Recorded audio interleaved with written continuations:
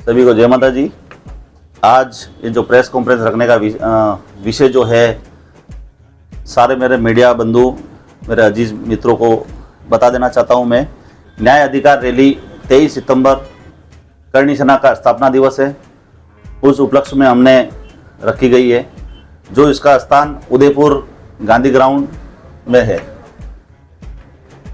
16 सूत्री मांगों को लेकर हमने श्री राजपूत करणी सेना के बैनर तले इस मांग को लेकर हम मैदान में हैं।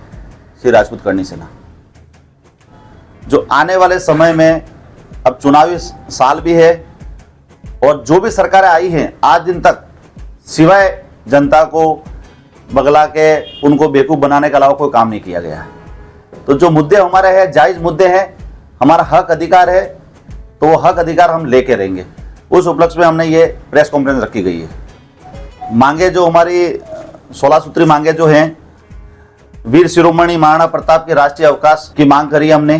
क्षत्रिय कल्याण बोर्ड की गठन किया जाए।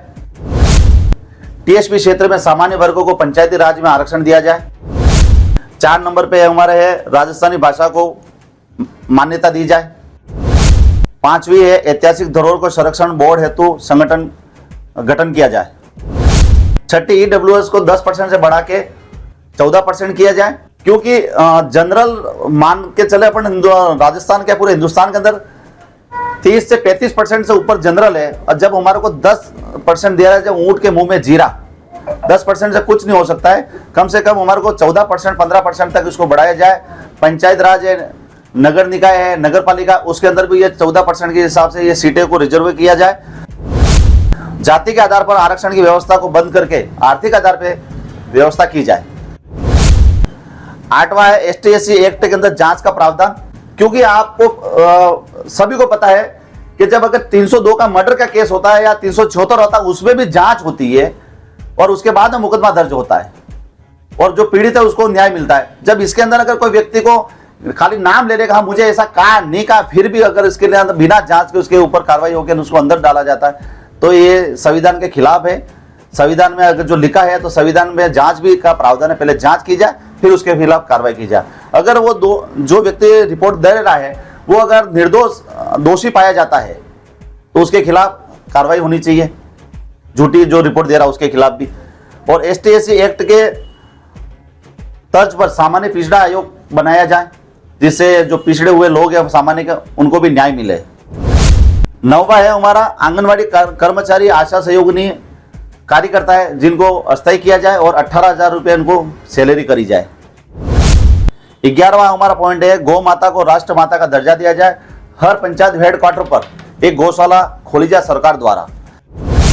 12वां है धर्म परिवर्तन कर चुके जो लोग हैं, जैसे एसटी के अंदर है, एससी के अंदर जो क्रिश्चियन बन जाते हैं, मुसलमान बन जाते हैं, और हमारे यहाँ जनजाति भाइयों का जो हक मार रहे हैं, जो एसटी का हक है वो भी ले रहे हैं और उधर से भी फायदा ले रहे हैं, तो उनको एसटी/एससी का जो हक है उनसे उनको वंचित किया जाए।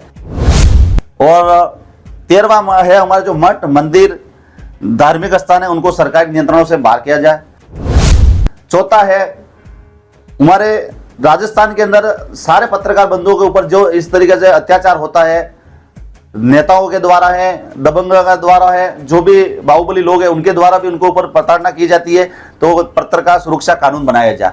इसके हम पूरा जोर से विरोध करते हैं कि ये कानून लागू करवा के रहेंगे अब सरकार से।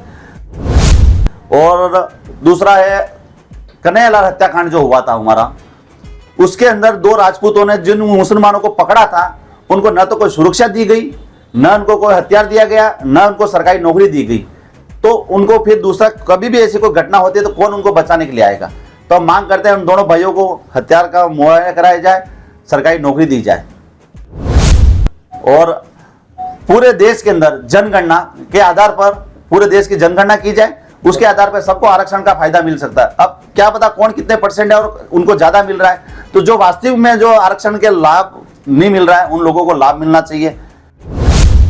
और 16वां हमारा जो पॉइंट है मेन, 1947 में देश आजाद हुआ तब से लगा के 61 के बीच में जो रिजर्वेशन सीटें थी उसके अंदर चुनाव जनरल के लोग भी लड़ते थे और एसटी के लोग भी लड़ते थे, एससी के भी लड़ते थे। वो उन्होंने फिर कांग्रेस सरकार के टाइम उन्होंने बंद कर दिया कि 61 में। तो हम भारत सरकार से, राजस्थान सरकार सबसे मांग करते हैं कि वो पद्धति वापस लागू की जाए, जिससे कोई हमारे जनरल पिछड़े लोगों की सारी बात सुन के हमारी भी बात विधानसभा या लोकसभा तक पहुंचाई जाए। श्री राजपूत करनी सेना प्रदेश अध्यक्ष भंवर सिंह सलाड़िया। जय हिंद।